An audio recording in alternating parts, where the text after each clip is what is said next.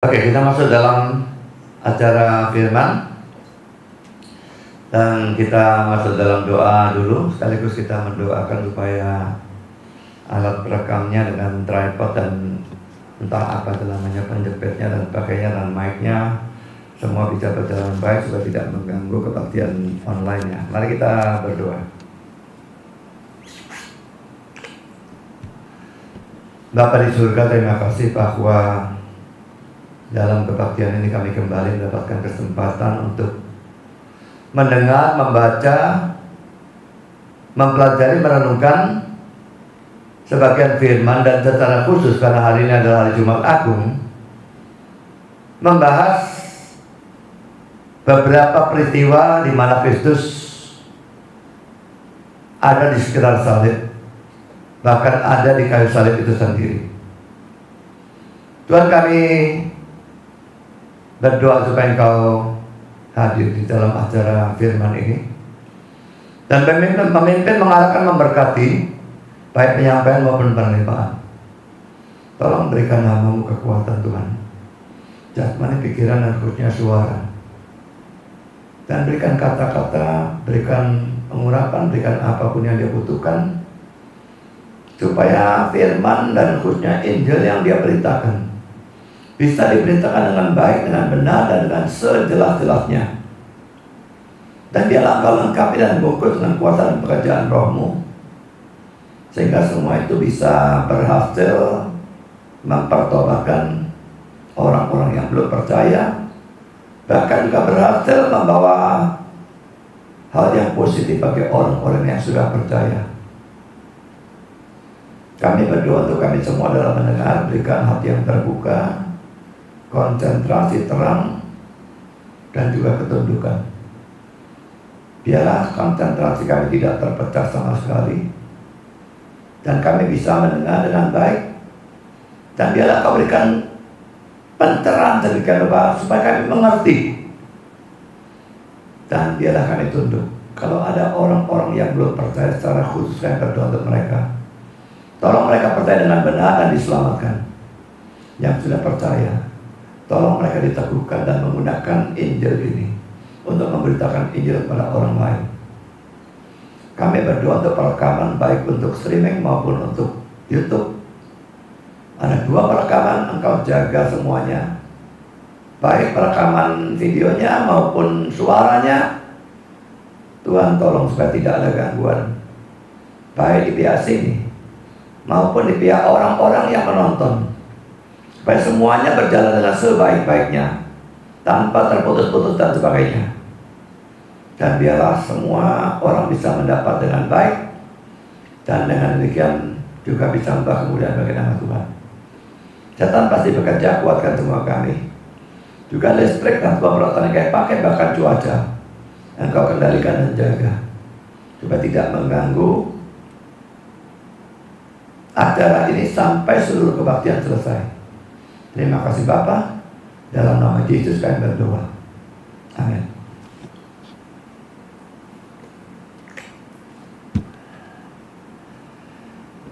Saudara, khotbah ini khotbah yang sifatnya tema. Bahasa Inggris, Jesus is our substitute. Terjemahnya, Yesus adalah pengganti kita. Seringkali kalau orang menginjili orang, maka dia cuma beritakan Yesus mati di salib, percaya Yesus. Percaya bagaimana? Oh, percaya sebagai juru selamat, percaya sebagai penebus. Percaya juru selamat dan percaya sebagai penebus itu artinya apa? Orang seringkali tidak jelaskan. Itu yang akan saya jelaskan, saudara ya. Tapi tentu ada hal-hal yang lain akan saya jelaskan juga ya. Jadi Yesus adalah pengganti kita. Ini merupakan sesuatu yang luar biasa penting untuk dimengerti. Kalau saudara mau mengerti Injil, dan tanpa pengertian Injil yang baik, tidak ada kemungkinan saudara punya iman yang benar. Maka pelajaran ini luar biasa penting menurut saya. Saya akan menggunakan 2 ayat dalam Alkitab, 2 Korintus 5:15 dan Yesaya 53 ayat 4-6. Kita baca kedua teks ini. 2 Korintus 5:15, dan Kristus telah mati untuk semua orang, supaya mereka hidup tidak lagi hidup untuk dirinya sendiri, tetapi untuk Dia yang telah mati dan telah dibangkitkan untuk mereka. Yesaya 53:4-6. Tetapi sesungguhnya penyakit kitalah yang ditanggungnya, dan kesengsaraan kita yang dipikulnya. Saya potong dulu, penyakit ini jelas adalah penyakit rohani ya, bukan penyakit jasmani seperti yang biasanya tafsirkan orang. Ya, saya lanjutkan. Padahal kita mengira dia kena tulah, dipukul dan ditindas Allah, tetapi dia tertikam oleh karena pemberontakan kita, dia diremukkan oleh karena kejahatan kita. Ganjaran yang mendatangkan keselamatan bagi kita ditimpakan kepadanya, dan oleh biru-birunya kita menjadi sembuh. Kalau penyakitnya penyakit rohani yaitu dosa, sembuhnya juga sembuh rohani, bukan sembuh dari penyakit jasmani. Kita sekalian tetap seperti domba, masing-masing kita mengambil jalannya sendiri, tetapi Tuhan telah melimpahkan kepadanya kejahatan kita sekalian. Saudara, apakah Allah bisa punya problem? Kalau kita manusia, kita boleh dikatakan senantiasa punya problem ya. Kadang-kadang bertimbun-timbun dan sebagainya. Tapi bagaimana dengan Allah? Bisakah Allah itu punya problem? Adakah saat dimana Dia punya problem sampai perlu merenung bagaimana memecahkan problem itu? Tentu saja tidak usah diomong saudara. Kalau kita meninjau Allah sebagai Allah, di mana Dia itu maha tahu, maha berhikmat, dan maha kuasa, tidak mungkin ada saat dimanapun dan kapanpun dimana Dia punya problem. Semua sepele, semua gampang bagi Dia. Tapi saudara, hari ini saya akan mengajak saudara untuk menyoroti Allah seakan-akan Dia adalah manusia seperti kita yang terbatas dalam pengetahuan, hikmat, dan kuasa dan sebagainya. Sehingga pada saat ada problem, dia mikir-mikir, enaknya mecahkan problem ini pakai cara ini, cara ini, cara ini. Bagaimana? Kalau kita menyoroti Allah seakan-akan Dia adalah manusia, maka memang ada satu saat di mana Allah punya problem. Apa problemnya saudara? Problemnya adalah manusia telah berbuat dosa dan harus masuk neraka. Karena Allah itu adil, Dia mesti menghukum manusia yang berdosa mesti masuk neraka. Tapi di lain sisi Allah itu mengasihi manusia itu sehingga Dia tidak mau semua manusia itu masuk neraka. Jadi harus tempuh cara apa supaya manusia itu tidak masuk neraka, setidaknya tidak semua, dan setidaknya sebagian bisa diselamatkan dan masuk surga.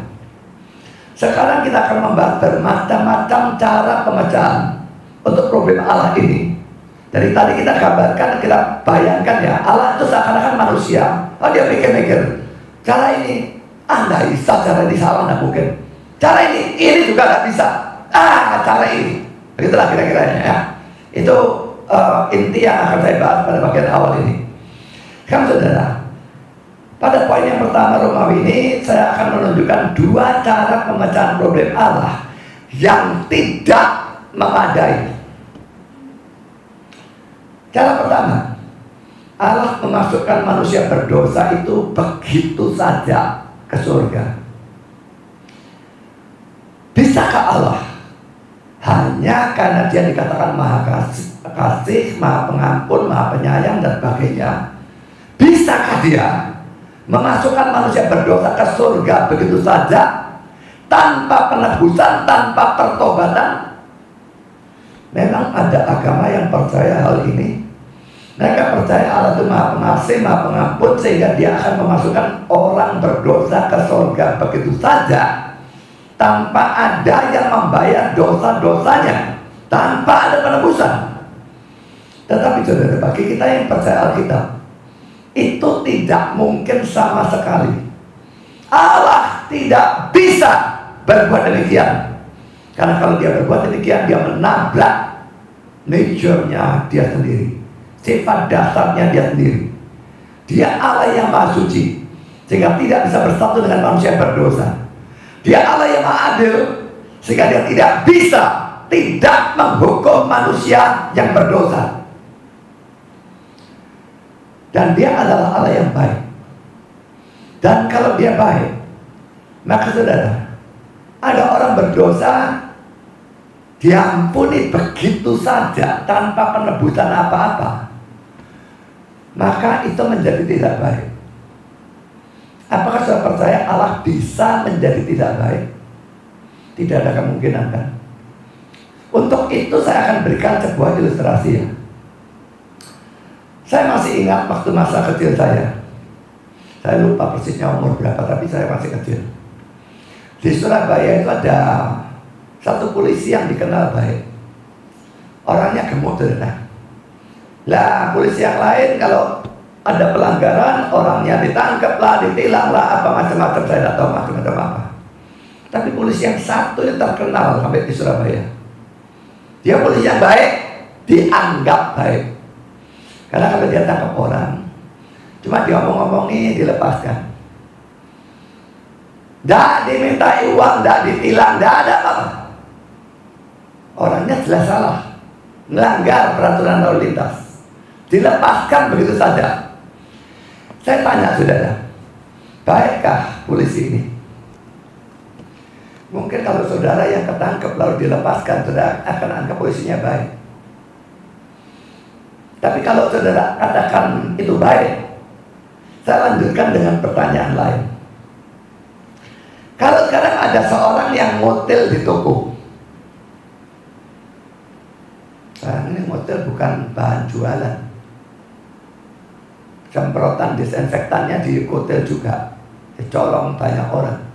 Nah sekarang ada orang ngotel, tidak tahu ngotel disinfektan, tidak tahu ngotel barang di toko karena dia tidak punya uang, ditangkap, serahkan polisi. Polisi ampuni begitu saja, lepaskan. Saya tanya, polisi itu baik atau tidak? Mungkin saudara tetap akan, berkata baik. Kan dia kasihan toh, tidak bisa makan, terpaksa ngotel, jadi ya tidak terlalu salah lah. Kalau saudara kata iya, maka saya tanya lebih jauh. Bagaimana kalau ada orang ngerampok lalu ketangkep, lalu polisi ini yang melepaskan begitu saja?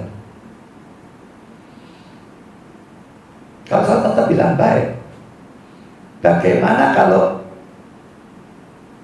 polisi mengampuni seorang koruptor, saya lanjutkan, seorang pengedar narkoba, seorang pemerkosa, seorang pembunuh, jelas-jelas terbukti salah, dilepaskan begitu saja. Kalau saudara tetap ngomong baik, saudara tidak waras terus terang saja. Tidak ada orang bisa disebut baik kalau dia tidak menegakkan hukum dengan ketat. Tidak peduli kesalahan kecil atau kesalahan besar, pelanggaran harus dihukum. Yang melakukan kompromi dalam hal seperti itu bukannya baik. Kalau itu benar dalam urusan polisi, saya percaya itu juga sama di dalam urusan Allah. Kalau dia mengampuni begitu saja semua orang berdosa dan memasukkan semua orang berdosa begitu saja ke surga tanpa penebusan, tanpa hukuman, dia bukan Allah yang baik. Dia berhenti dari baik, dia menjadi tidak baik. Tadi keadilannya hancur, lalu kesuciannya hancur, karena kebaikannya hancur. Allah berhenti jadi Allah. Maka saudara, poin yang pertama ini, kemungkinan pemecahan problem yang pertama ini dengan memasukkan begitu saja semua manusia ke surga atau sebagian manusia ke surga, tidak mungkin. Allah tidak bisa menempuh itu, karena dia akan berhenti jadi Allah. Karena kita melihat cara kedua yang juga sebetulnya tidak memadai. Allah menggunakan sistem keselamatan karena perbuatan baik. Jadi saudara, dia melihat manusia berdosa, saatnya masuk neraka. Dia lalu berkata pada semua manusia berdosa, hai manusia manusia, kamu saja masuk neraka. Kalau kamu mau tidak masuk neraka, kalau kamu mau masuk ke surga, bertobatlah dari segala dosa-dosamu dan mulailah berbuat baik. Allah menggunakan sistem keselamatan karena perbuatan baik. Saya tanya saudara, mungkinkah ini? Perlu saudara ketahui ya, sebagian besar manusia di muka bumi ini, dan juga semua agama-agama lain di luar Kristen, dan boleh dikatakan semua sekte-sekte di dalam Kristen, ada yang sekte terang-terangan, ada yang sekte terselubung. Mereka semua percaya atau mengajarkan bahwa orang bisa selamat untuk masuk surga karena perbuatan baik. Tetapi saudara, saya sekarang akan lagi-lagi membuktikan bahwa ini adalah sesuatu yang tidak mungkin terjadi. Kenapa? Mari kita melihat ya. Poin A, manusia itu tidak bisa berbuat baik. Mungkin kata-kata ini kurang. Manusia itu tidak bisa berbuat baik sama sekali. Ini dinyatakan jelas oleh kitab suci, saudara. Jadi kalau dalam hal ini memang Calvinisme dan Arminianisme tidak cocok. Arminianisme itu berkata manusia masih bisa berbuat baik, betul-betul berbuat baik di hadapan Tuhan. Manusia berdosa, tetap bisa berbuat baik. Kalau Calvinisme berkata manusia berdosa di luar Kristus itu tidak bisa berbuat baik sama sekali. Zero. No. Mari kita melihat, betulkah Alkitab menyatakan seperti yang saya katakan? Mari kita melihat beberapa ayat. Sebetulnya saya punya banyak ya, tapi saya kira saya berikan 4 ayat ini lebih dari cukup. Pertama, Kejadian 6 ayat 5. Ketika dilihat Tuhan bahwa kejahatan manusia besar di bumi, dan bahwa segala kecenderungan hatinya selalu membuahkan kejahatan semata-mata. Saya perhatikan 3 kata yang saya beri warna merah itu ya. Pertama kata segala, kedua kata selalu, dan ketiga kata semata-mata. Segala kecenderungan hatinya, bukan sebagian, bukan sebagian besar, tapi segala kecenderungan hatinya selalu membuahkan kejahatan. Bukan kadang-kadang, bukan sering, selalu membuahkan kejahatan. Sebetulnya sampai di situ sudah cukup ya. Segala kecenderungan hatinya selalu membuahkan kejahatan, sudah cukup. Seakan-akan kurang cukup, ditambahkan lagi semata-mata. Seluruh kalimat ini atau anak kalimat ini, 3 kata itu digabungkan semua. Hanya orang yang tidak waras yang mengartikan bahwa ayat ini tetap berarti manusia bisa berbuat baik. Segala kecenderungan hatinya selalu membuahkan kejahatan semata-mata. Baiknya di mana? Tidak ada sama sekali. No. Kita melihat ayat yang kedua. Itu 1 ayat 15. Bagi orang suci semuanya suci. Saya kira orang suci itu orang Kristen. Semuanya suci bukan berarti dia betul-betul suci, tapi disucikan oleh darah Kristus ya. Tetapi bagi orang najis dan orang tidak beriman, orang najis dan orang tidak beriman pada Kristus maksudnya ya. Ini berlaku orang yang non Kristen sama sekali, orang Kristen KTP termasuk semua. Perhatikan, suatu pun tidak ada yang suci, karena baik akal maupun suara hati mereka najis. Suatu pun tidak ada yang suci. Itu bagi orang yang tidak beriman. Jadi yang saya bicarakan memang manusia berdosa. Manusia berdosa di luar Kristus. Suatu pun tidak ada yang suci. No. Ya, perbuatan baiknya no. Kita lihat ayat ketiga, Roma 6 ayat 20. Sebab waktu kamu hamba dosa. Waktu hamba dosa itu berarti belum dibebaskan oleh Kristus ya. Berarti orang ini belum percaya. Kamu bebas dari kebenaran, bukan bebas dari dosa, saudara. Kalau bebas dari dosa dia suci. Bebas dari kebenaran, dia tidak ada hal baik satu pun. Laki-laki no. Ayat yang keempat, Roma 3:12. Semua orang, perhatikan, semua orang telah menyeleweng. Mereka semua tidak berguna. Tidak ada yang berbuat baik, seorang pun tidak. Memang kata-kata semua orang itu kadang-kadang tidak harus diartikan semua orang ya, tergantung konteksnya. Kalau saya berkata semua orang sekarang ini duduk, saya maksudkan semua orang dalam ruangan ini. Di luar sana ada paman becak, dia sedang becak, dia ada, ya paman becak duduk juga, tapi duduknya kan agak aneh. Atau ada orang yang sedang jalan, dia tidak duduk. Saya katakan tetap semua orang duduk, tapi konteksnya di dalam kebaktian ini. Tapi di dalam ayat ini, saudara, konteksnya apa? Semua orang telah menyeleweng. Mereka semua tidak berguna. Tidak ada yang berbuat baik, seorang pun tidak. Baca seluruh konteksnya, jangan melihat bahwa artinya betul-betul semua orang menyeleweng, semua tidak berguna. Lalu adakah yang berbuat baik? Tidak ada, seorang pun tidak. Saya tidak perlu tambahkan ayat lain. 4 ayat ini lebih dari cukup ya. Calvinisme yang benar, Arminianisme, tidak percaya total depravity, kebejatan total, itu ngawur.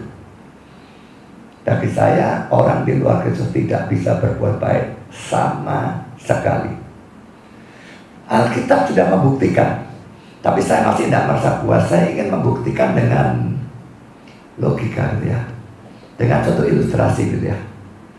Sudah cukup dasar Alkitabnya, tetapi masih ditambah dengan argumentasi tambahan gitu ya, dengan ilustrasi, dengan logika, sehingga lebih bisa ditangkap oleh orang yang tidak terlalu tunduk sama Alkitab.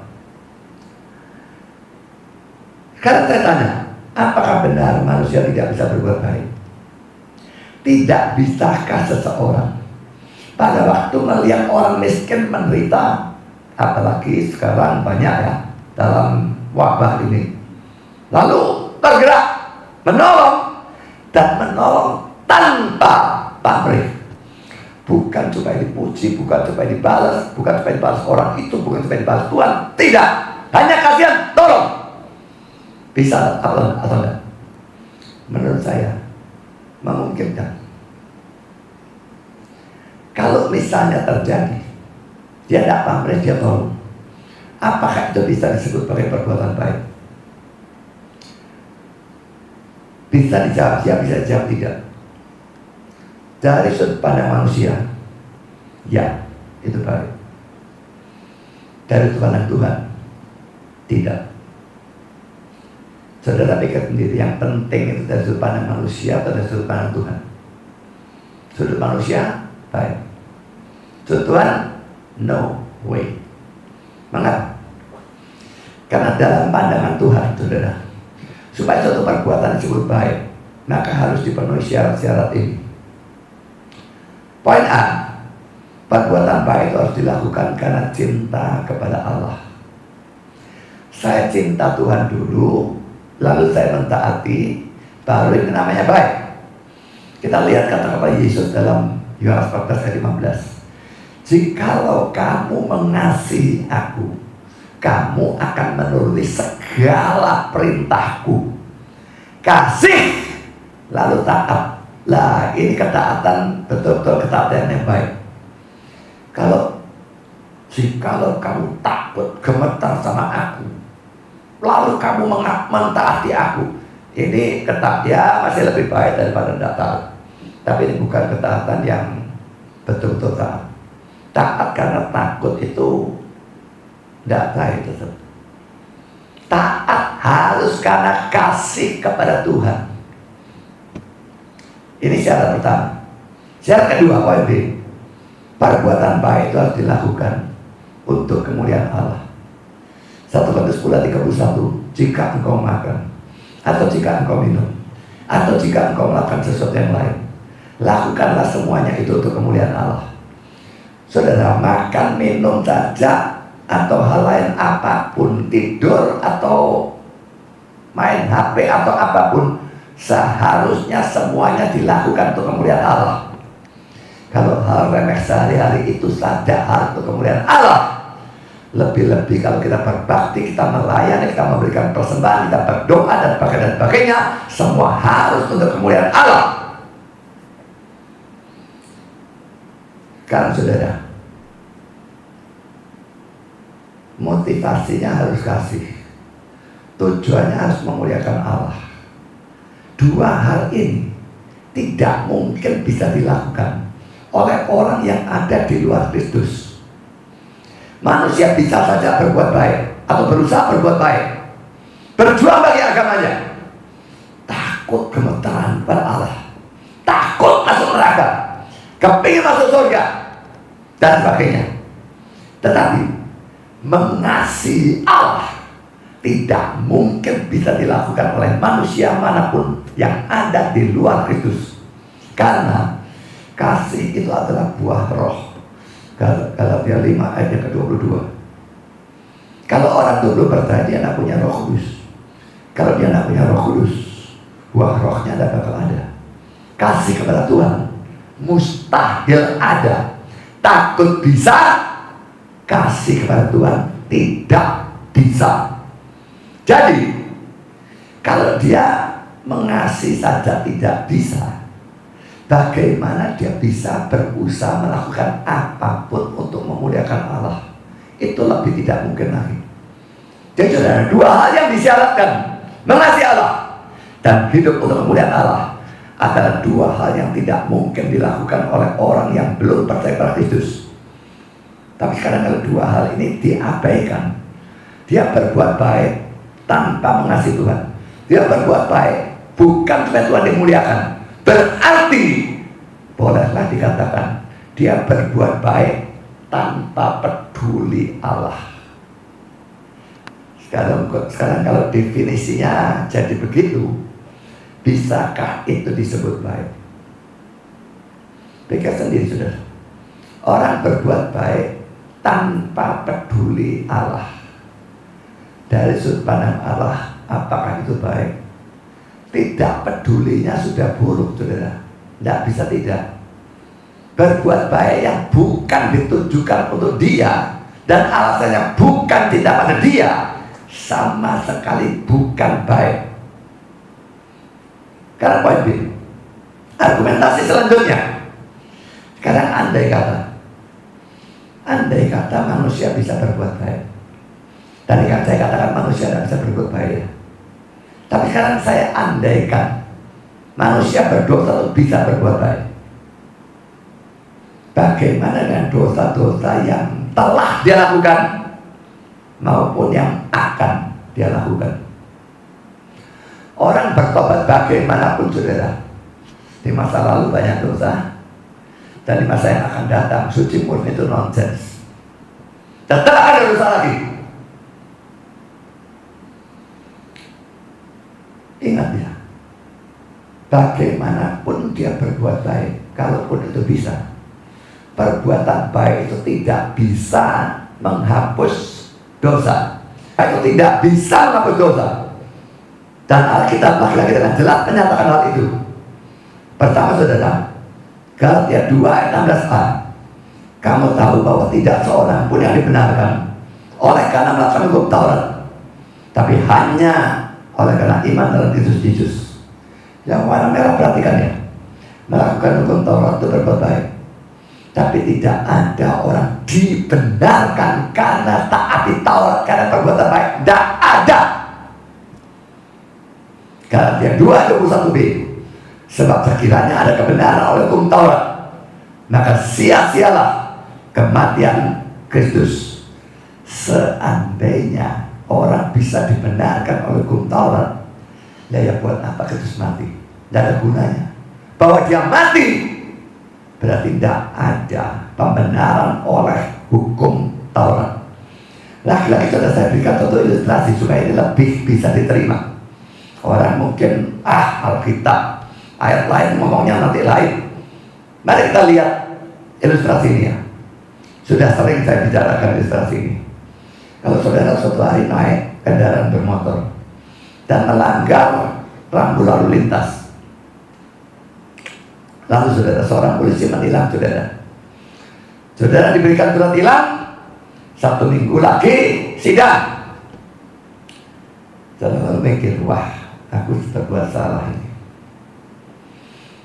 Bagaimana sidangnya? Dia dapat ide saudara ya. Aku tak berbuat baik, nebus dosaku melanggar lalu lintas itu. Tetangga tidak punya duit, kasih duit 1 juta. Tetangga sini kehabisan beras, kasih beras 20 kilo. Tetangga sana tidak bisa bayar uang sekolah, kasih dia bayar uang sekolah 1 tahun. Saudara berbuat baik banyak. Lalu tiba hari persidangan. Pada saat persidangan, saudara bawa orang-orang kepada siapa saudara sudah berbuat baik, semua ke sidang sebagai saksi. Lalu pada persidangan hakim bertanya, apakah saudara pada tanggal ini di jalan ini melanggar lampu ini dan sebagainya? Lalu saudara menjawab, benar hakim, tapi saya sudah menebus dosa dengan berbuat baik. Ini 3 saksi yang menerima kebaikan saya.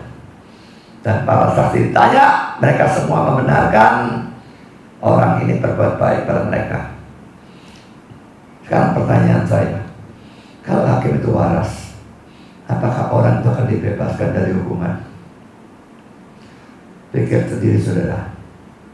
Kalau hakim yang membebaskan, dia tidak waras bagi saya.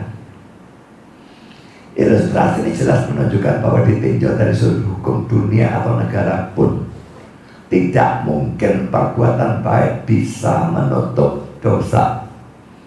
Dan dari hukum Alkitab juga sama saja. Perbuatan baik tidak bisa menghapuskan dosa. Jadi bagaimana saudara? Cara pertama tadi memasukkan manusia berdosa begitu saja ke surga, tidak bisa, nabrak sifat-sifat Allah. Cara kedua, suruh manusia bertobat lalu berbuat baik, tidak bisa juga. Manusianya tidak bisa baik, kalaupun bisa baik, kebaikannya tidak bisa nembus dosanya, dosanya tetap harus dihukum. Jadi 2 cara ini dua-dua tidak mungkin. Padahal cara ini yang digunakan oleh agama-agama dan sekte-sekte. Masih tetap mau percaya? Sekarang saudara, jadi bagaimana? Kita sedang cari cara yang benar itu bagaimana? Cara yang benar saudara, menurut Alkitab kita, Allah sendiri harus menebus dosa itu. Dan menebus dosa itu maksudnya membayar hutang dosa itu. Kalau mau diartikan lebih jelas lagi, dia menggantikan kita memikul hukuman dosa itu. Tapi saudara, ada masalah lagi. Upah dosa itu adalah maut. Roma 6:23, mati. Sedangkan sebagai Allah, dia itu jangankan mati, menderita pun tidak bisa. Maka problem itu dipecahkan dengan Natal yang pertama. Allah yang tidak bisa menderita ataupun mati menjadi manusia. Bukan berarti kehilangan keilahiannya, dia tetap Allah, tapi ketambahan manusia. Sehingga sekarang dia menjadi Allah dan manusia. Dan karena dia menjadi manusia, yaitu Yesus Kristus, maka dia bisa menderita dan bahkan mati untuk menerima hukuman kita.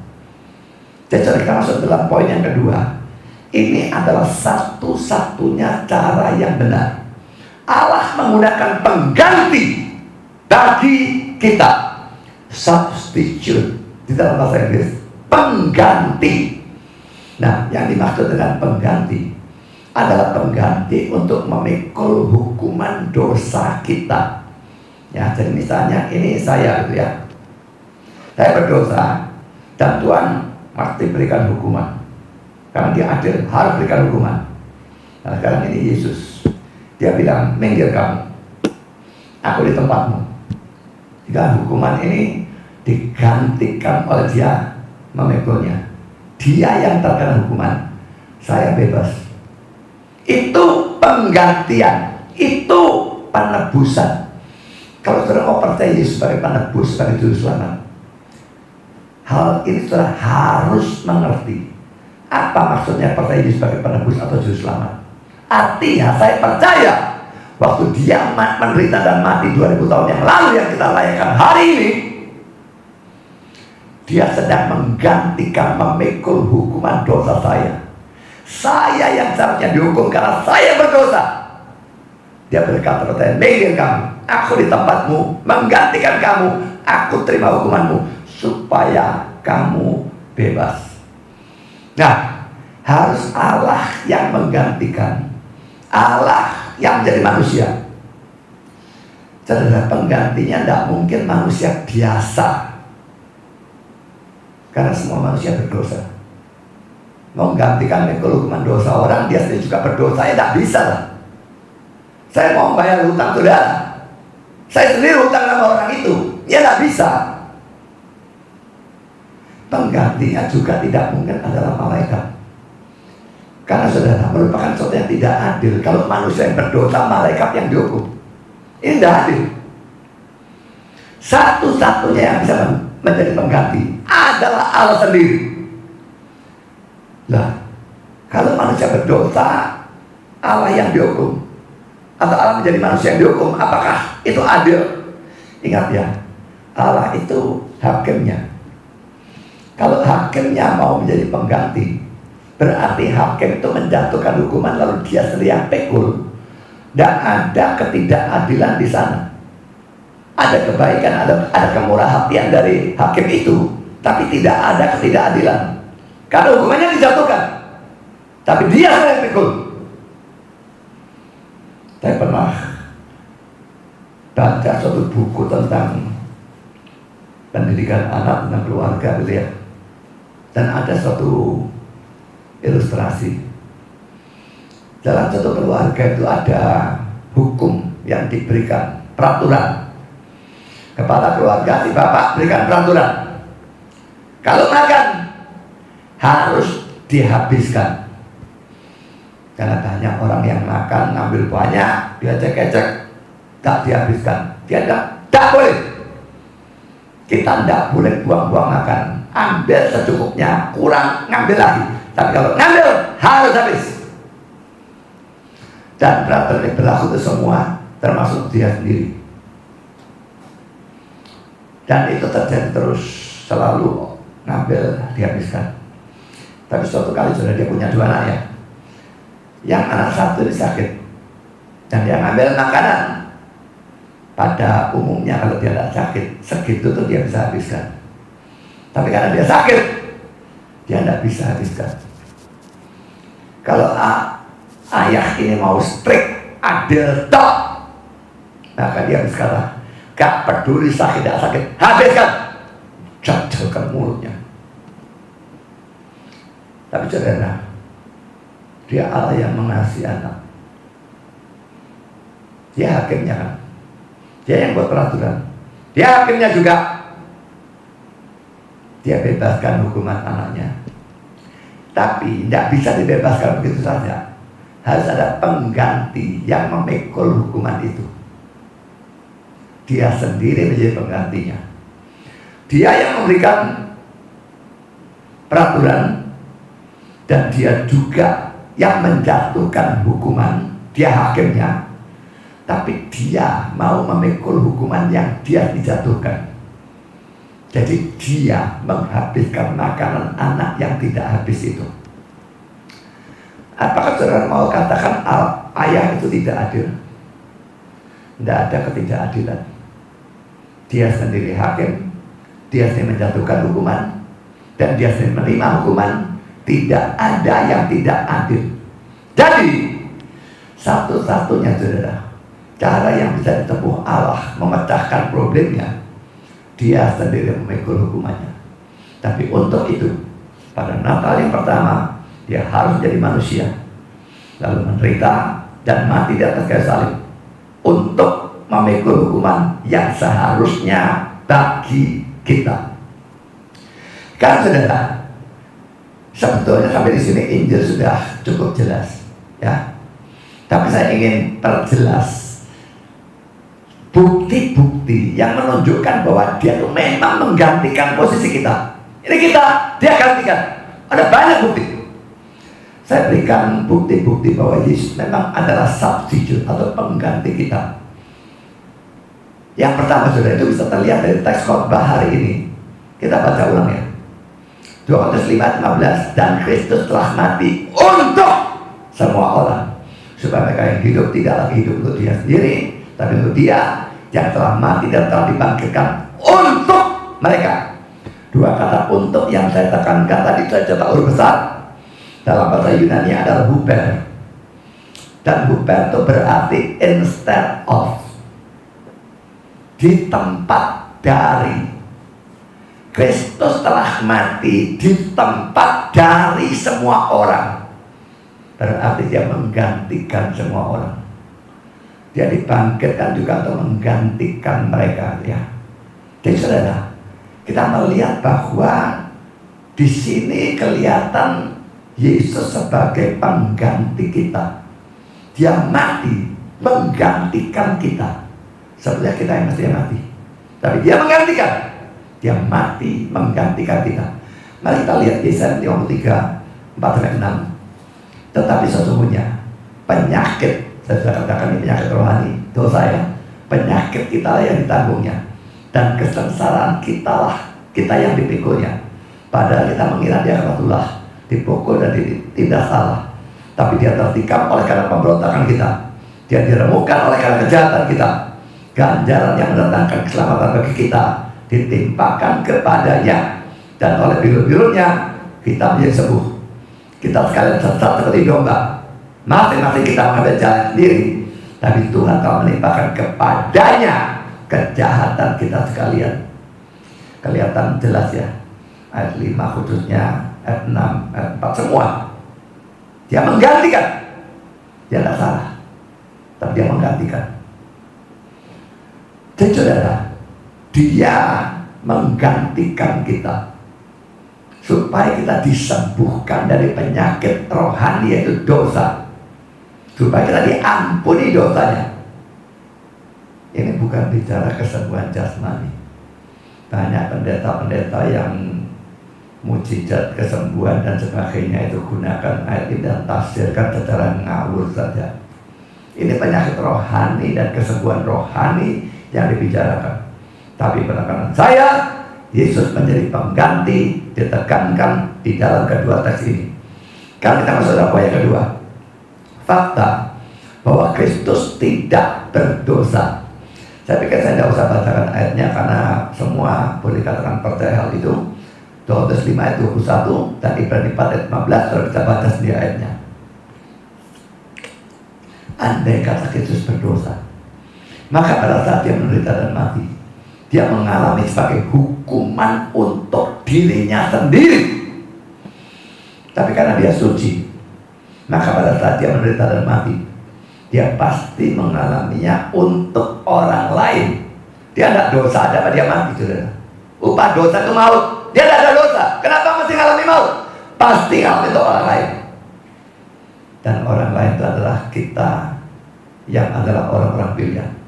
Kita yang percaya pada dia. Jadi saudara, memang waktu dia mati kita belum ada, tapi kematian Kristus berlaku surut ke belakang maupun berlaku ke depan. Semua orang pilihan dari segala zaman, dia mati untuk mereka. Fakta bahwa dia mati menunjukkan dia menggantikan kita. Kalau tidak, dia tidak akan mati, karena dia tidak ada dosa. Siapapun yang berdosa harus mati. Dia tidak berdosa, dia bukan cuma tidak harus mati, dia tidak boleh mati mestinya. Kalau dia tetap mati, dia menggantikan kita. Sekarang ketiga, jenis hukuman mati yang dia alami adalah salib. Bukan dipenggal, bukan dirajam yang lazim pada saat itu, tapi dia mengalami salib. Mengapa harus salib? Harus, saya katakan, tidak bisa digantikan hukuman lain. Karena saudara, pertama poin ayat, manusia yang berdosa itu terkutuk di hadapan Allah. Kita lihat Galatia 3:10. Karena semua orang yang hidup dari pekerjaan hukum Taurat berada di bawah kutuk. Sebab ada tertulis, terkutuklah orang yang tidak setia melakukan segala sesuatu yang tertulis dalam kitab hukum Taurat. Perhatikan bagian yang saya beri warna ya. Tidak setia melakukan segala sesuatu yang tertulis, maka terkutuk. Kalau mau tidak terkutuk, mesti setia melakukan segala sesuatu yang tertulis dalam hukum Taurat. Saudara, sekarang tidak perlu segala sesuatu ya. Coba kita pilih salah satu yang sederhana saja. Hukum Taurat, jangan berdusta. Saya kok percaya semua agama melarang dusta ya.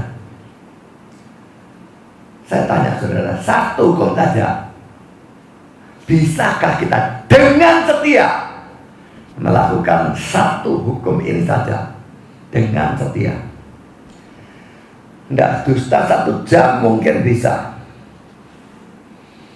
Tidak dusta 1 hari sudah agak sukar. Tidak dusta 1 minggu. Butuh kesalahan yang luar biasa. Tidak dusta 1 tahun. Saudara mungkin adalah malaikat. Dan saya ingin tekankan, dusta ini bisa dengan kata-kata, bisa dengan sikap pura-pura, kemunafikan dan sebagainya. Bisa dusta dengan tulisan. Penghasilan 500 juta ditulis 50 juta untuk bohongi pajak, begitulah. Ini dusta. Dengan tulisan, dengan tindakan, kata-kata, tindakan pura-pura, itu dusta. Saudara, satu hukum saja kita lakukan dengan setia, tidak bakal bisa dah. Padahal supaya tidak terkutuk, harus setia melakukan segala sesuatu yang tertulis dalam kitab hukum Taurat. Percayalah saudara, selain Kristus, semua manusia sejak Adam sampai kiamat semuanya terkutuk. Karena tidak ada satu orang pun yang bisa melakukan dengan setia segala sesuatu yang tertulis dalam kitab hukum Taurat. Jadi manusia berdosa dan karena itu terkutuk di hadapan Allah. Karena Muhammad salib ada hukuman yang terkutuk. Mari kita lihat Ulangan 21 ayat 22 dan 23. Apabila seseorang berbuat dosa yang sepadan dengan hukuman mati, lalu ia dihukum mati, kemudian kau gantung dia pada sebuah tiang, maka janganlah mayatnya dibiarkan semalam-malam pada tiang itu, tapi harus engkau menguburkan dia pada itu juga, sebab seorang yang digantung terkutuk oleh Allah. Janganlah engkau menajiskan tanah yang diberikan Tuhan Allahmu kepada menjadi milik usaha kamu. Saudara, perhatikan saya pada yang saya garis bawah ya. Seorang yang digantung terkutuk oleh Allah. Mengapa itu terkutuk? Saya cuma bisa tebak-tebak ya. Mungkin orang yang digantung itu kan ngawang ya. Tidak nyentuh bumi, tidak nyentuh langit. Di tengah-tengah seakan-akan ditolak oleh bumi, ditolak oleh langit. Jadi itu lambang keterkutukan. Tapi dalam Ulangan 21 ini perjanjian lama, ini tidak ada hukuman salib pada zaman itu. Jadi ini betul-betul orang yang digantung. Orang yang digantung terkutuk. Tapi ayat ini yang bicara tentang orang yang digantung oleh Paulus diambil dan diterapkan pada orang yang disalib, yaitu Kristus. Galatia 3:13, Kristus telah menebus kita dari kutuk hukum Taurat dengan jalan jadi kutuk karena kita. Perhatikan ya, menjadi kutuk karena kita. Sebab ada tertulis, terkutuklah orang yang digantung pada kayu salib. Jadi saudara, sebetulnya ada 2 kematian terkutuk. Digantung, saudara itu ya, gantung, terkutuk. Salib juga ngawang ya, ditolak bumi soal surga ya, terkutuk juga. Tetapi saudara, mengapa gantung tidak bisa ditempuh oleh Kristus? Karena ada syarat lain, yaitu syarat berdarah.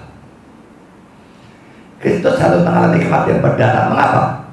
Karena tipe-tipe simbol-simbol dalam perjanjian lama yang menunjukkan Kristus berdarah. Domba disembelih, korban bakaran, domba Paskah dan sebagainya disembelih. Semua korban-korban berdarah. Karena tipenya berdarah, penggenapannya anti tipenya harus berdarah. Gantung memenuhi syarat terkutuk, tapi tidak memenuhi syarat berdarah. Salib memenuhi syarat terkutuk maupun berdarah. Jadi hanya salib yang bisa diambil. Sekarang poin sih saudara, dengan mengalami kematian terkutuk itu, Kristus menanggung kutuk yang seharusnya untuk kita. Jadi lagi kelihatan bahwa dia menjadi substitute atau pengganti kita. Kita terkutuk, dia mengalami kematian terkutuk supaya kutuknya diambil. Dia mengalami kematian untuk itu. Seharusnya kita yang mengalami kematian terkutuk, kita yang disalibkan. Dan dia mengalami untuk kita. Dia menggantikan kita. Saya pernah menonton sebuah film, dan dalam film itu ada suatu dialog yang lalu mengatakan, seandainya Kristus mati pada abad ke-20, kita orang-orang Kristen akan berkalungkan kursi listrik kecil. Sutradara film itu tidak mengerti Alkitab, tidak mengerti teologi. Dia pikir asal mati Kristusnya. Tidak bisa, saudara. Kristus mati pada zaman kapanpun, abad 20, abad 30, abad 15, abad kapanpun. Dia tidak bisa mati dengan cara yang lain. Dia harus mati melalui kematian yang terkutuk dan berdarah, yaitu salib. Karena kalau tidak, dia tidak menggantikan kita memikul kutuk itu. Dia sudah mati melalui salib, memikul kutuk itu. Dan karena itu, kalau kita percaya kepada dia, kutuk yang ada pada kita dicabut, dibuang, sehingga kita bukan lagi orang terkutuk, tetapi kita adalah orang yang diberkati. Dan saya ingin tekankan ya, orang yang terkutuk itu bukan orang yang miskin, orang yang rendah kedudukannya, orang yang sakit-sakitan, orang yang hancur-hancuran semua keluarganya, rumahnya hancur karena gempa bumi. Bukan. Orang yang diberkati bukan orang yang kaya, orang yang sehat, keluarga bagus, rumah bagus, punya pesawat, punya mobil mewah. Bukan. Pokok orang percaya, dia diberkati. Percaya sungguh-sungguh. Pokok orang tidak percaya, dia pada Alkitab dinyatakan tetap terkutuk. Lazarus dan orang kaya dalam Lukas 16 dan terusnya, saudara, yang mana yang diberkati, yang mana yang terkutuk? Orang kayanya yang terkutuk, dia yang akhirnya masuk neraka. Lazarusnya yang masuk surga, berarti dia yang diberkati. Saya tidak bilang semua orang kaya terkutuk dan semua orang miskin atau semua pengemis lalu diberkati, tidak. Lazarus diberkati karena dia percaya. Orang kaya terkutuk bukan karena dia kaya, tapi karena dia tidak percaya. Mari kita melihat di sini ya. Matius 25 ayat 34 dan 41. Dan raja itu akan berkata pada mereka yang di sebelah kanannya, marilah hai kamu yang diberkati oleh Bapakku, terimalah kerajaan yang telah disediakan bagimu sejak dunia dijadikan. Pasal 1. Dan dia akan berkata juga kepada mereka yang di sebelah kirinya, enyahlah dari hadapanku hai kamu orang-orang terkutuk, enyahlah dalam api yang kekal yang telah sedia untuk iblis dan malaikat-malaikatnya. Ini satu perumpamaan juga satu nubuat. Akhir zaman dipisahkan seperti domba dengan kambing, domba sebelah kanan, kambing sebelah kiri. Yang sebelah kanan, hai kamu yang diberkati. Nah, kalau orang percaya, tidak betul kaya atau miskin, sehat atau sakit, waktu hidup dan dunia, tidak peduli, percaya. Nah, karena kau disebut yang diberkati. Yang sebelah kiri, kambing, tidak peduli dulunya kaya atau miskin, sehat atau sakit, pokoknya memang tidak percaya. kamu orang-orang terkutuk, enyahlah dalam api yang kekal dan sebagainya. Pikirkan saudara, kita termasuk orang yang diberkati atau orang yang terkutuk? Kematian terkutuk yang dialami Kristus secara sangat jelas menunjukkan dia menggantikan kita. Dia menjadi substitute bagi kita, memikul kutuk yang seharusnya bagi kita. Karena yang keempat adalah penderitaan yang luar biasa yang dia alami. Banyak tuhnya, saya hanya tekankan dua hal saja: pencambukan dan penyaliban. Pencambukan saudara ya, untuk lebih mengerti tentang hebatnya pencambukan saudara ya, maka saya akan memberikan dua komentar. Sebetulnya kalau mau membayangkan pencambukan, coba bayangkan dicambuk dengan cambuknya sapi itu saudara. Saya pernah melihat di YouTube orang di Aceh dijatuhi hukuman cambuk. Cambuknya cuma seperti segini atau segini barangkali rotannya, kayak semacam rotan segini besarnya. Yang dihukum berdiri, yang cambuk itu cuma begini, bukan keras gitu ya.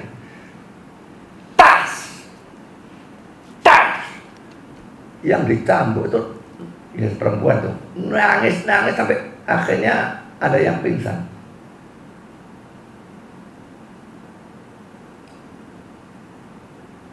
Hanya dicambuk waktu itu mungkin 10 kali, tapi sudah luar biasa kesakitan.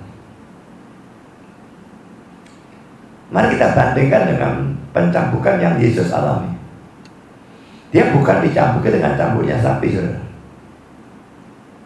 Itu sakit, tapi itu enteng dibandingkan cambuk yang dicambukkan untuk dia. Mari kita melihat, saudara. Firman Yesus mengatakan demikian: cambuk Romawi terdiri dari gagang kayu yang pendek, yang diberi beberapa tali kulit, yang ujungnya dilengkapi dengan potongan-potongan timah atau kuningan, dan potongan-potongan tulang yang diruncingkan. Pencambukan diberikan terutama pada punggung korban yang ditelanjangi dan dibungkukkan.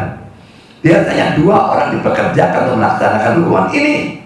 Yang seorang mencambuki dari satu sisi, yang lain mencambuk dari sisi yang lain, dengan akibat bahwa daging yang dicambuk itu kadang-kadang koyak atau sobek sedemikian rupa sehingga pembuluh darah dan arteri yang terletak di dalam, kadang-kadang bahkan isi perut dan organ bagian dalam menjadi terbuka atau terlihat. Pencambukan seperti itu yang tidak boleh dilakukan terhadap warga negara Romawi. Bandingkan kisah Rasul 16:37, sering berakhir dengan kematian. Jadi saudara, kalau cambuk sapi itu tetap kalau banyak bisa melukai ya. Tapi melukai secara dalam saya kira tidak bisa. Tapi cambuk ini saudara diberikan benda-benda tajam. Waktu cambuk pertama, dak, itu nancep, jerak, tarik, jerak. Yang satu cambuk, dak, jerak. Orang Yahudi kalau mencambuk dibatasi 40 kali. Takut salah hitung, mereka kurangi 1, 39 kali. Karena Paulus katakan dia 5 kali dicambuk, selalu 40 kurang 1, 39 kali. Tapi yang mencambuki Yesus orang Romawi, mereka tidak terikat hukum itu. Saya tidak tahu berapa kali Yesus cambuki. Bayangkan saudara, kalau dak, buet, dan luka. Cambukan kedua nancep di bekas luka itu, dak, menancap lebih dalam, tarik, buet.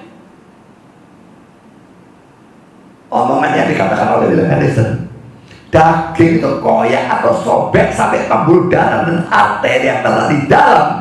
Kadang-kadang bahkan isi perut dan organ bagian badan yang terbuka atau terlihat. Bukanlah sesuatu yang melebih-lebihkan. Memang bisa mati. Dia katakan sering berakhir dengan kematian. Ada enaknya kalau dia mati, tidak jadi disalib. Masa sudah mati disalib? Tidak mungkin. Tapi saudara bisa berpikirkan, saudara dan saya yang seharusnya dicambuki seperti ini, Yesus menggantikan. Sekarang mari kita lihat di bab lain. Pencambukan Romawi adalah suatu penyiksaan yang hebat. Korban ditelanjangi, tangannya diikat ke belakang, lalu ia diikat pada suatu tonggak dengan punggungnya dibungkukkan sehingga terbuka tercambuk. Cambuk itu sendiri adalah suatu tali kulit yang panjang yang ditaburi dengan potongan-potongan tulang dan butiran-butiran timah yang runcing. Pencambukan seperti itu selalu mendahului penyalipan, dan pencambukan itu menjadikan tubuh telanjang itu menjadi carikan daging mentah dan bilur-bilur yang meradang dan berdarah. Ada orang yang mati karenanya, dan ada orang yang kehilangan akalnya. Kehilangan akalnya itu mungkin jadi gila karenanya. Dan sedikit orang bisa tetap sadar sampai akhir pencambukan. Begitu hebatnya, saudara. Pikirkan, saudara. Kalau saudara masih pikirkan Kristus tidak cinta saudara, untuk apa dia mau alami ini bagi saudara? Setiap kali ada penderitaan dalam wabah seperti ini, mungkin ada keluarga atau orang yang saudara cinta yang mati atau apapun, dan terjengkel, Tuhan tidak cinta aku, Tuhan benci aku, Tuhan tidak peduli aku. Oh, kalau tidak cinta, mengapa alami ini? Jawab saya. Dan ini masih belum cukup. Yang kedua, poin B, penyalipan. Pencambukannya mengerikan, penyalipannya lebih mengerikan. Kalau saya membayangkan penyalipan, saya tidak bergidik gitu ya. Bayangkan tangan dipakut dua. Saya betul-betul rasanya ngeri. Saya tidak takut disuntik ya. Dulu takut. Lama-lama waktu saya kena alergi disuntik puluhan kali, setiap kali ke dokter puluhan kali tes alergi itu 20-30 suntikan tiap hari. Lama-lama tidak. Tapi sampai sekarang kalau disuntik saya tidak berani lihat. Karena waktu jarum itu masuk ke daging itu gila rasanya, gilis gitu lah. Saya tidak tahu bahasa Indonesianya apa lah. Ini omongan Jawa ya. Kalau jarum saja masuk itu mengerikan. Paku itu gede gitu ya. Tidak tahu mungkin sakitnya begini. Masuk ke tangan Pak gila. Waduh. Saya lihat filmnya saja memakukan. Padahal saya tahu itu pasti tidak dipaku sungguh-sungguh. Gila rasanya, takut, mengeri. Mari kita lihat kata-kata dari penafsir ini. Potret commentary. Paku-paku menembus tangan dan kaki, dan tubuh disangga tertopang sebagian oleh paku-paku ini, dan sebagian lagi oleh sepotong kayu yang menonjol yang disebut tempat duduk. Tempat pijakan kaki yang sering terlihat dalam gambar tidak pernah digunakan. Ini selalu tradisinya ada pro kontra ya. Tempat pijakan kaki ini ada yang bilang ada yang bilang tidak ada.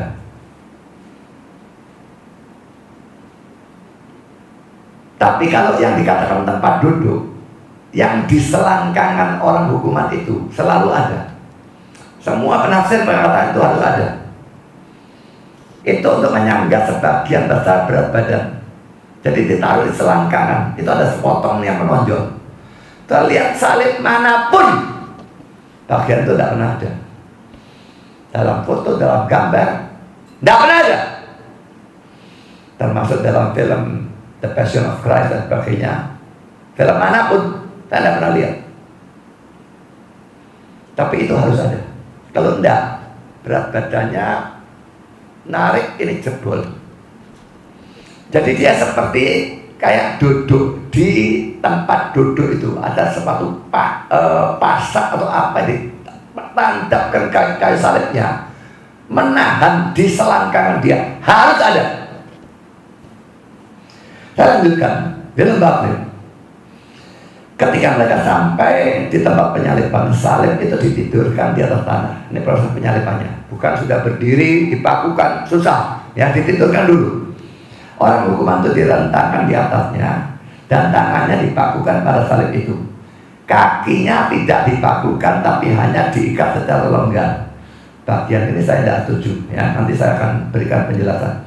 Di antara kaki-kaki dari orang hukuman itu dalam kurung di selangkangannya menonjol sepotong kayu yang disebut sadel untuk menahan berat orang itu pada waktu kayu pada waktu saat itu ditegakkan. Kalau tidak, maka waktu akan merobek daging di tangannya. Lalu saat itu ditegakkan dan dimasukkan di tempatnya, dan kriminal itu dibiarkan untuk mati. Kadang-kadang orang-orang hukuman tergantung sampai 1 minggu, mati perlahan karena lapar dan haus, menderita sampai pada titik di mana mereka menjadi gila. Saudara, pertama-tama saya ingin bahas kata-kata yang saya katakan saya tidak setuju ya. Saya tidak setuju kalau kakinya Yesus tidak diikat, tidak dipaku, tapi hanya diikat secara longgar. Kalau penyalipan yang lain saya tidak tahu, tapi kalau untuk Kristus mustahil. Ketidaksetujuan saya ini dasarnya saya berikan 3 di sini ya. Penafsir-penafsir yang lain mengatakan kakinya juga dipaku. Yang kedua, karena dasar Alkitab Mazmur 22 itu adalah Messianic Psalm, dan khususnya Mazmur tentang salib. Pada ayat 17b mengatakan mereka menusuk tangan dan kakiku. Mana bisa kakinya ada dipaku, saudara? Mazmur ini jadi salah membuatnya. Yang ketiga, setelah bangkit untuk membuktikan dia bukan hantu atau roh, disebut hantu tapi terjemahnya tentunya roh, dia menunjukkan tangan dan kakinya. Kalau mau menunjukkan dia itu punya daging dan tulang, kan bisa bahunya, tangannya. Kenapa kok masuk kaki? Aku aja lah. Mengapa pilih tangan dan kaki? Menurut saya karena ada lubang bekas paku itu. Coba mereka percaya dia adalah Yesus yang sama, yang mati 3 hari yang lalu. Mari kita lihat Lukas 24, 37-40. Mereka terkejut dan takut dan menyangka bahwa mereka melihat hantu. Hantu itu seharusnya roh. Akan tetapi ia berkata kepada mereka, mengapa kamu terkejut dan apa sebabnya timbul keraguan-keraguan di dalam hati kamu? Lihatlah tanganku dan kakiku. Aku sendirilah ini. Rabalah aku dan lihatlah. Karena hantu tidak ada daging dan tulangnya, seperti yang kamu lihat ada padaku. Sambil berkata demikian, ia memperlihatkan tangan dan kakinya kepada mereka. Tangan dan kakinya, bukan cuma tangan. Kalau cuma mau menunjukkan daging, bahunya bisa, wajahnya bisa, masa kakinya diangkat tunjukkan? Karena kaki di bahu ada lubang bekas bahu, maka ditunjukkan. Jadi mereka tahu ini adalah Yesus yang sama. Dalam tafsirannya tentang Matius 27, Barclay mengutip kata-kata seorang yang bernama Klausner. Dia adalah seorang penulis Yahudi yang berkata sebagai berikut: kriminal atau orang hukuman itu dilekatkan atau dipakukan pada salib. Pada saat itu ia sudah penuh dengan darah karena pencambukan. Di sana ia tergantung untuk mati karena lapar, haus, dan kepanasan. Bahkan tidak bisa membela dirinya sendiri dari siksaan dari serangga dan lalat yang hinggap pada tubuhnya yang telanjang dan pada luka-lukanya yang berdarah. Kalau belalang hingga pada lukanya, nambah perihnya, sakit. Orang tidak mikirkan hal seperti itu ya. Dan Barclay lalu melanjutkan kata-kata Klausner. Itu bukanlah suatu gambaran yang bagus, tapi itulah yang diderita oleh Yesus Kristus dengan sukarela bagi kita. It is not a pretty picture, but that is what Jesus Christ suffered willingly for us. Saudara, Kristus memang harus mengalami penderitaan, rasa sakit yang luar biasa. Karena penderitaan di neraka itu juga luar biasa hebatnya. Saudara, kalau guyon-guyon, jangan gunakan neraka sebagai bahan guyonan. Itu sedikit pun tidak lucu. Dan sekarang saudara boleh tertawakan neraka. Kalau saudara sampai di sana, saudara pasti tidak tertawa. Penderitaan yang luar biasa menyakitkan. Menggantikan itu, kalau Kristus memang mau jadi pengganti kita, Dia harus mengalami penderitaan, rasa sakit yang luar biasa, antara lain cambuk dan salib. Ini bukti keempat. Bukti kelima, Kristus menolak anggur bius. Saudara, Kristus diberi minum di sekitar salib itu 2 kali ya. Dalam Injil Matius pasal 27, 34 dan 48. Dalam Injil Markus pasal 15 ayat 23 dan 36. Yang pertama dia tolak, yang kedua dia terima, dan yang kedua itu diceritakan juga di dalam Yohanes 19 ayat 29 dan 30a. Ayatnya saya berikan di sini, tapi jalankan pelan-pelan saja. Saya tidak akan bacakan. Ya, saudara bisa baca sendiri. Jadi ada 2 kali pemberian minum ya, bukan 1 kali. Mengapa yang pertama ditolak? Matius mengatakan minuman itu bercampur anggur. Minuman itu adalah anggur bercampur empedu. Markus, anggur bercampur mur. Bukan kontradiksi, tapi saling melengkapi. Ada empedunya, ada murnya, ada ramuan tertentu. Dan banyak penafsir beranggapan anggur itu mengandung sejenis ramuan bius yang bisa mengurangi rasa sakit. Jangan digambarkan atau dipikirkan seperti alat bius zaman sekarang, rasa sakitnya hilang total. Tentu tidak. Ini mengurangi cuma sedikit saja. Saya tidak tahu berapa persen, anggap saja 10%, 20%, saya tidak tahu. Yesus cuma titip, dia tahu apa itu, dia tidak mau. Seandainya dia meminum anggur bius itu dan rasa sakit yang dia alami berkurang, katakanlah berkurang 100%, maka itu berarti dia tidak memikul seluruh hukuman dosa kita. Yang 10% kantrit tidak ditanggung. Dan kalau demikian faktanya, sekalipun kita percaya dengan benar kepada dia, 90% hukuman dosa kita dihapuskan. 10% pikul sendiri. Tahu berapa banyak 10% itu? Saya tidak tahu jumlah dosa saudara. Kalau jumlah dosa saya yakin jutaan, mungkin miliaran. Saya bukan sok mau rendah hati. Itu betul-betul pandangan saya tentang diri saya sendiri. Kalau saudara adalah orang yang menganggap jumlah dosa saudara cuma berapa puluh atau berapa ratus, saudara tidak tahu kitab suci, dan saudara tidak tahu diri saudara sendiri. Kalau tahu kitab suci dan bandingkan Alkitab dengan diri sendiri, mesti tahu dosa kita itu luar biasa banyak. Katakanlah hukuman dosa saya ada 1 miliar, 10% saya tanggung sendiri. 10% itu 100 juta.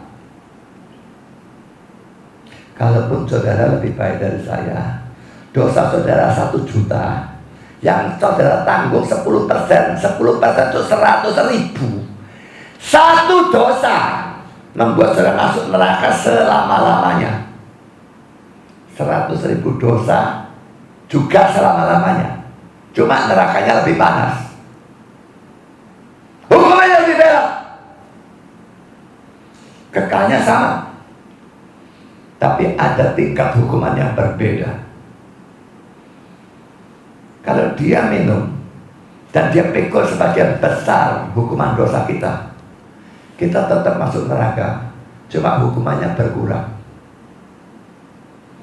Yesus, puji Tuhan, dia tidak mau. Dia menolak. Dia sadar, dia sedang menggantikan kita, memikul hukuman dosa kita. Dan dia mau menggantikan 100% hukuman dosa kita. Dia tidak mau rasa sakitnya dikurangi. Dia mau memikul 100% hukuman dosa kita. Puji Tuhan, itu yang terjadi. Karena itu sekarang, kalau kita percaya Kristus, tidak peduli dosa kita sedikit atau banyak, diampuni 100%. Tidak ada satu yang sekecil apapun yang saudara harus bayar sendiri.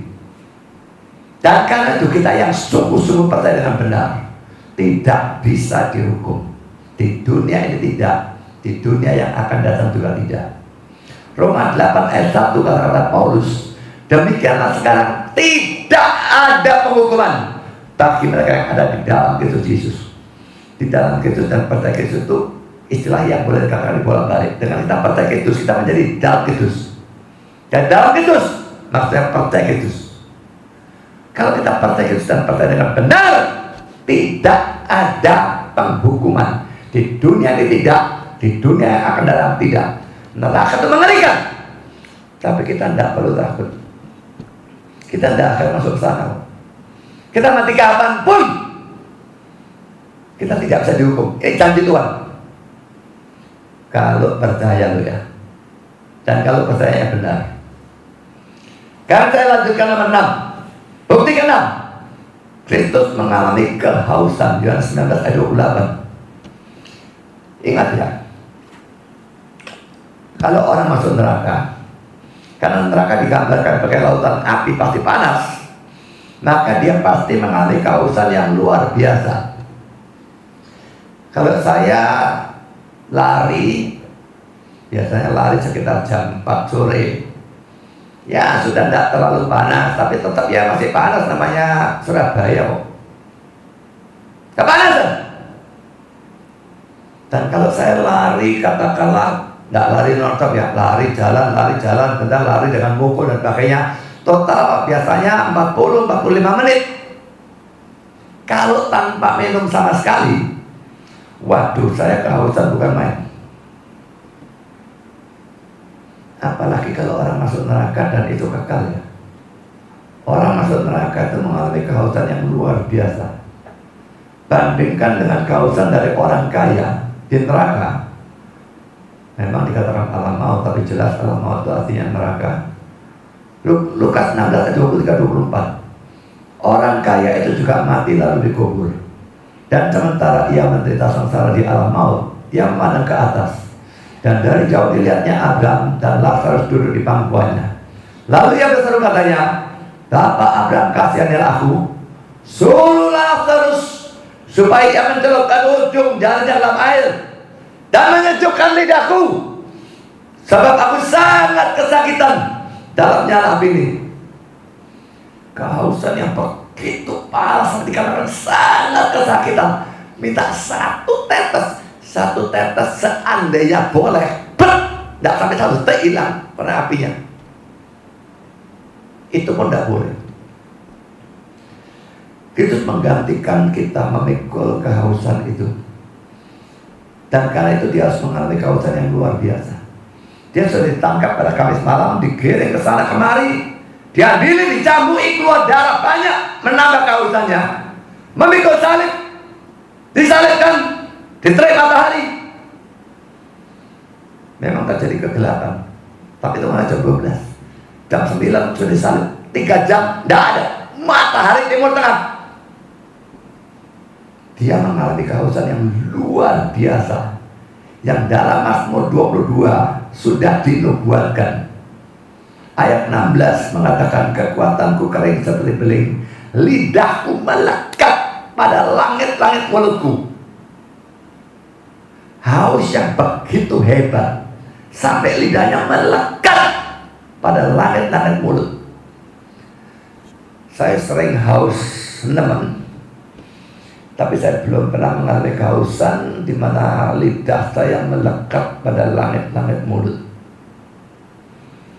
Saudara, dia sedang mengalami pencambukan, penyaliban. Kenapa gerangan harus mengalami kehausan seperti ini?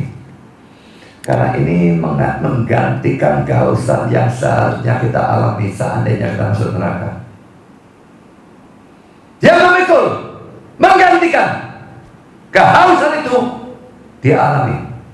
Dan karena itu kita tidak perlu mengalami kehausan di neraka. Kita tidak perlu masuk neraka, otomatis tidak mengalami kehausan itu, asal kita percaya dengan benar kepada Kristus. Yang ketujuh, saudara, Kristus mengalami keterpisahan dengan Allah. So, keterpisahan dengan Allah merupakan hukuman dosa. Saya hanya bacakan ayat 9-nya saja ya. Ayat 8 pun bisa lihat konteksnya menunjukkan ini hukuman. Mereka ini akan menjalani hukuman kebinasaan selama-lamanya. Lalu dijelaskan apa itu binasa selama-lamanya. Bukan seperti saksi Yehova katakan musnah, tidak. Dijauhkan dari hadirat Tuhan dan dari kemuliaan kekuatannya selama-lamanya. Masuk neraka itu jauh dari Tuhan selama-lamanya. Bukan jauh dalam lokal, karena Allah itu maha ada, tapi jauh dalam persekutuan, putus selama-lamanya. Kristus menggantikan kita memikul hukuman dosa itu. Dan karena itu dia harus mengalami keterpisahan dari Allah atau Bapaknya. Matius 27 ayat 46, dia berteriak, Eli, Eli lama sabachthani, Allahku, Allahku, mengapa kau meninggalkan aku? Keterpisahan dengan Allah memang hukuman dosa. Tapi Kristus sudah menggantikan, memikul itu. Jadi saudara, kalau kita percaya kepadanya, kita diperdamaikan dengan Allah. Dan sekali diperdamaikan, tidak bisa lagi terpisah dari Allah. Roma 5 ayat 1. Sebab itu kita yang dibenarkan karena iman, kita hidup dalam damai sejahtera. Punya kata sejahtera itu buang saja ya, bahasa Inggrisnya peace ya. Hidup dalam damai dengan Allah. Tadinya musuh, damai. Kalau kita beriman, bukan cuma dibenarkan, didamaikan dengan Allah. Kita sudah memikul keterpisahan ini. Ada, maka tidak terpisah. Kita damai. Kita bahkan bersatu dengan dia. Yang ke-8 dan yang terakhir, Kristus mati. Upah dosa itu maut. Kristus tidak dosa, kenapa mati? Maka dia pasti mati menggantikan kita. Karena itu saudara, orang yang percaya Kristus memang tetap akan mengalami kematian, kecuali kalau dia masih hidup sampai Yesus datang kedua. Tapi sekalipun kita tetap mengalami kematian, bagi orang percaya kematian itu berubah status. Bagi semua orang yang tidak percaya, kematian itu hukuman. Bagi orang yang percaya, kematian menjadi pintu gerbang menuju surga. Dan saya pikir saudara, orang yang selalu mau sembuhkan orang Kristen yang sakit, itu orang bodoh. Nek sembuh terus, gak mati-mati saudara. Gak mati-mati, gak masuk-masuk surga juga. Saya pernah katakan, saya sakit lalu mati. Lalu ada orang doa dibangkitkan, saya bangkit. Tak pisu, tak tunjekir ya. Saya sudah masuk surga, balik lagi ke dunia menderita lagi. Jangan main-main doakan saya. Nek sakit didoakan sembuh tidak apa-apa. Nek mati didoakan bangkit, tak wantem, tak ganti. Kamu saya mati ya. Jadi saudara, kita harusnya punya keyakinannya. Mati itu bukan sesuatu yang perlu ditakuti sama sekali, tidak. Mati bukan lagi hukuman, mati itu jalan ke surga bagi orang yang sudah percaya. Kalau tidak mati ya tidak masuk-masuk. Mati masuk ke sana. Statusnya berbeda, bukan lagi hukuman, karena sudah digantikan oleh Kristus. Dia mati supaya kematian bagi kita tidak lagi berstatus hukuman, tapi menjadi jalan ke surga. Sekarang kita masuk pada poin yang ketiga, keselamatan karena iman. Karena Kristus sudah menjadi substitute atau pengganti kita secara lengkap, sempurna dari 8 tujuh tes sorti. Maka sekarang untuk selamat atau masuk surga, kita tidak perlu melakukan apa-apa. Bagi kita jadi gampang, karena dia sudah berusaha setengah mati. Bukan setengah mati, dia berusaha sampai mati. Kita tidak perlu melakukan apa-apa, hanya percaya, hanya beriman pada Yesus. Itu pun dianugerahkan imannya. Kita bukan diselamatkan karena perbuatan baik, bukan juga karena iman dan perbuatan baik, tapi hanya karena iman. Ini terlihat dari ayat di bawah ini. Pertama, Roma 3:27-28. Jika demikian, apakah dasarnya itu bermegah? Tidak ada. Berdasarkan perbuatan? Tidak. Melainkan berdasarkan iman. Karena kami yakin bahwa manusia dibenarkan karena iman dan bukan karena yang melakukan hukum Taurat. Kedua, Galatia 2:16a. Kamu tahu bahwa tidak seorang pun yang dibenarkan oleh karena melakukan hukum Taurat, tapi hanya karena iman dalam Kristus Yesus. Efesus 2:8-9. Ini mungkin ayat yang terkuat. Sebab karena kasih karunia kamu diselamatkan oleh iman. Itu bukan hasil usahamu, tapi pemberian Allah. Itu bukan hasil pekerjaanmu. Jangan ada orang yang memegahkan diri. Bukan hasil usahamu, bukan hasil pekerjaanmu. Ditumpuk-tumpuk, artinya sama. Dia mau menekankan perbuatanmu yang seperti kain kotor itu tidak punya andil sama sekali dalam keselamatan. Kita diselamatkan oleh iman. Iman pun dianugerahkan. Karena kasih karunia kamu diselamatkan oleh iman. Ayat terakhir Roma 3:24. Dan oleh kasih karunia telah dibenarkan dengan cuma-cuma karena penebusan dalam Kristus Yesus. Saudara, kalau kita perbuatannya itu punya andil sedikit saja, maka dibenarkannya bayar, saudara, bukan gratis. Ini katakan dengan cuma-cuma, gratis. Saudara-saudara selamat atau percaya pada Yesus, ingat bahwa percaya pada Yesus harus dengan penekanan bahwa kita mempercayai Dia bukan cuma sebagai Allah atau Tuhan, tetapi juga sebagai juru selamat atau penebus.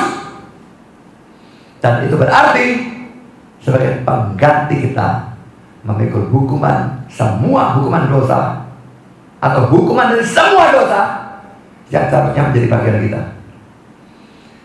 Kalau saudara percaya pada Dia secara salah, bukan sebagai juru selamat atau penebus, bukan sebagai pengganti, tapi saya percaya pada Dia sebagai pemberi berkat, sebagai pemberi kekayaan, teologi kemakmuran, sebagai dokter penyembuh. Ini teologi yang segar waras. Itu bukan iman yang benar. Ingat bahwa nama Yesus itu sebetulnya berarti, kalau mau simple ya, juru selamat dalam arti juru selamat dosa. Mestinya Yahweh saves, ya, Yahweh menyelamatkan. Tapi mau simple saja, Yesus itu artinya juru selamat. Terlihat dari Matius 1:21. Ia akan melahirkan anak laki-laki dan engkau akan menamakan dia Yesus. Kenapa dinamakan Yesus? Karena Dialah yang akan menyelamatkan umatnya dari dosa mereka. Jadi saudara, tidak bisa kita percaya kepada Kristus kalau itu tidak dihubungkan dengan penebusan atau juru selamatnya Dia atau penggantian yang Dia lakukan. Kalau cuma percaya Yesus, percaya apa? Cuma Tuhan, cuma Allah. Bagus, tapi kurang. Harus bagi juru selamat, pengganti, substitute. Harus berhubungan dengan penebusan, penyalipan yang Dia alami dan Dia lakukan bagi kita. Mari kita lihat Roma 3 ayat 24-25. Dan oleh kasih karunia telah dibenarkan dengan cuma-cuma karena penebusan dalam Kristus Yesus. Kristus Yesus telah ditentukan Allah menjadi jalan pendamaian karena iman dalam darah-Nya. Terjemahan kita, karena iman dalam darah-Nya. Dalam NIV diterjemahkan through faith in His blood. Melalui iman. Saya tidak terjemahkan dalamnya, tapi saya terjemahkan kepada darah-Nya.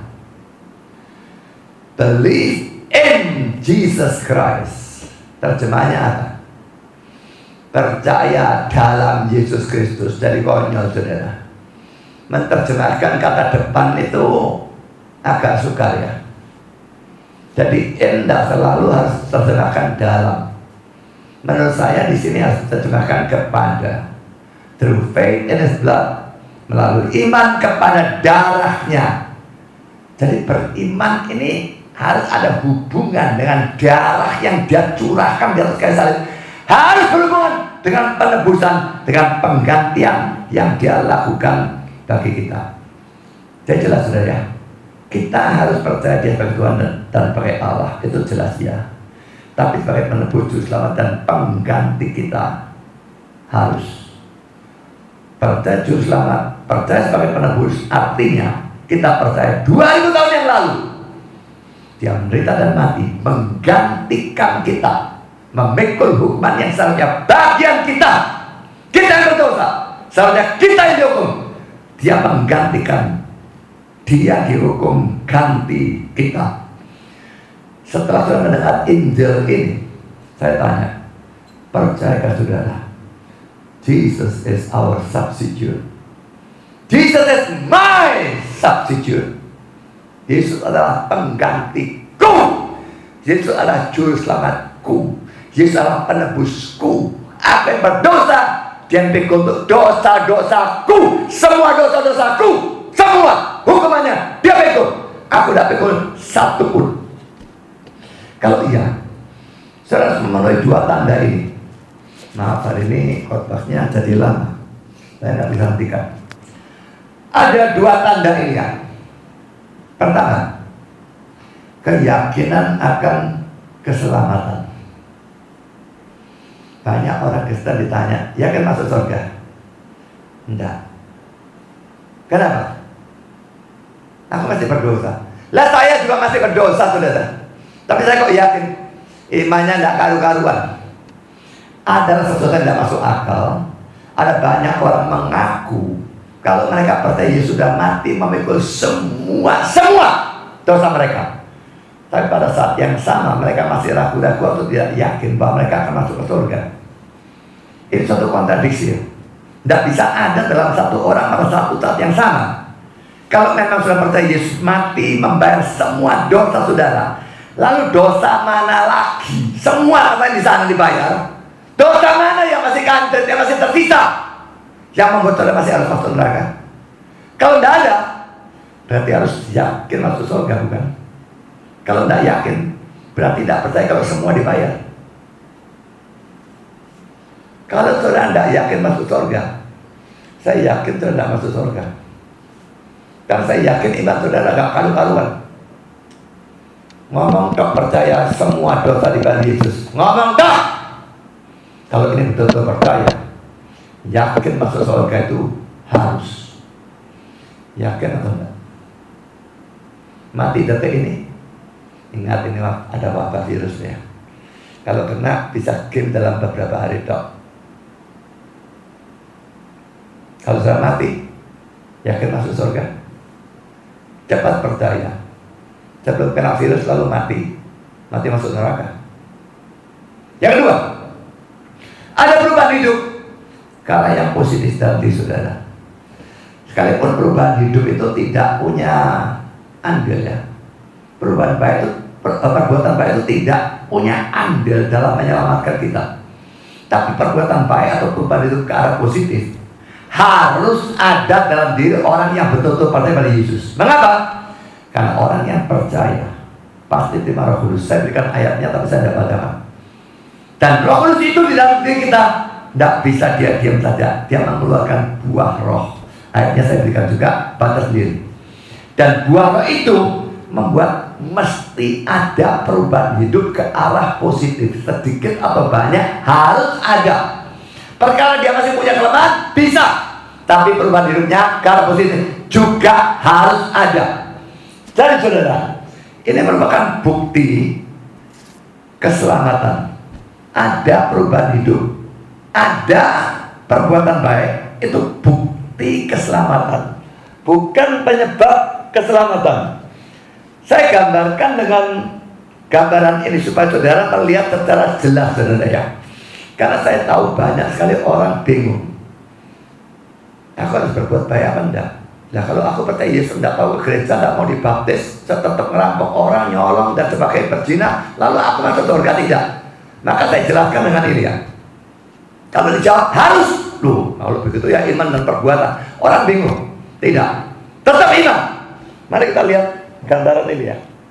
Di sini,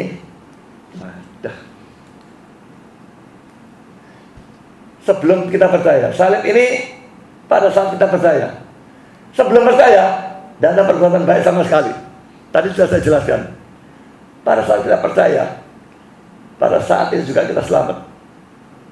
Setelah selamat, baru ada perbuatan baik.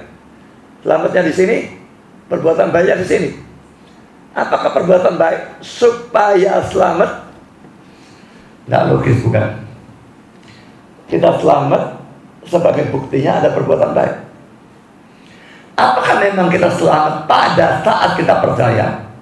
Coba lihat ayat di bawahnya, saudara yang Lukas 19 ayat 9 itu Yesus berkata kepada Zakheus ya, hari ini Zakheus menunjukkan iman. Dia berkata, hari ini telah terjadi keselamatan kepada rumah ini, karena orang ini pun anak Abraham. Abraham bapak orang beriman, dia anaknya, maka dia orang beriman. Karena dia orang beriman, hari ini keselamatannya. Perhatikan ya, orang-orang agama lain itu atau sekte-sekte dan sebagainya berbuat baik, moga-moga akhirnya di sini pada waktu mati mereka masuk surga. Kita tidak. Kita percaya, saat kita percaya kita selamat. Keselamatan terjamin. Berbuat baik ini bukti kalau kita sudah selamat. Bukan sesuatu yang punya andil untuk menyelamatkan kita. Bukti kita selamat, masuk surga ini pasti. Bukan mudah-mudahan dan sebagainya. Jadi saudara, perubahan itu harus ada. Dalam rohani harus ada. Misalnya kerinduan akan firman Tuhan, ya. Doa, berbakti, rajin. Khususnya pada saat ada wabah virus corona ini, di mana kebaktian harus dilakukan online. Apakah saya tetap mau berbakti? Rindu akan firman Tuhan. Ini saya podcastnya sudah 1 jam 40 menit. Saudara ngamuk atau gimana? Nyocot cek dawane gak mari-mari pendeta situ lagi. Kalau saudara rindu firman, kalau saya hari ini tidak terlalu sukar, bukan? Bisa dengan gampang dimengerti. Kadang-kadang sukar sekali, kadang-kadang enggak. Ini tidak terlalu sukar. Sekalipun banyak, mestinya saya tetap senang kalau saudara memang orang percaya. Kerinduan firman itu harus ada. Kalau saudara sebel kalau saya dengar saya khotbah panjang sekali, mesti pertanyakan, kenapa aku kok rindu? Barangkali aku belum percaya. Doa, berbakti, ini semua perubahan dalam hal rohani. Pelayanan, memberikan persembahan. Sekarang dalam hidup sehari-hari juga lebih jujur, dulu suka bohong mungkin. Lebih rajin, dulu malas. Lebih bertanggung jawab, dulu sangat tidak bertanggung jawab. Dan sebagainya. Lebih hormat orang tua. Dan macam-macam hal yang lain. Perubahan hidup itu harus ada. Yakin keselamatan, ada perubahan hidup ke arah positif, maka itu bukti kalau saya betul-betul beriman. Saudara, sebagai penutup atau kesimpulan, apakah saya sudah punya keyakinan keselamatan dan perubahan hidup ke arah positif? Kalau belum, mungkin saudara imannya masih tidak karu-karuan. Apakah saya percaya Kristus sebagai Tuhan dan Juru Selamat dalam arti pengganti saudara? Mungkin kesalahan iman saudara terletak di sana. Maka introspeksi dan pikir dan renungkan. Mumpung sekarang saudara kebaktian di rumah, bisa dengan gampang merenungkan. Apa kamu percaya? Waktu dia mati 2000 tahun yang lalu, dia gantikan aku, dia pikul semua hukuman dosaku. Apa kamu percaya? Kalau saya belum percaya, itu saya belum beriman, saudara. Cepatlah percaya. Besok mungkin sudah terlambat. Tuhan memberkati saudara. Amin.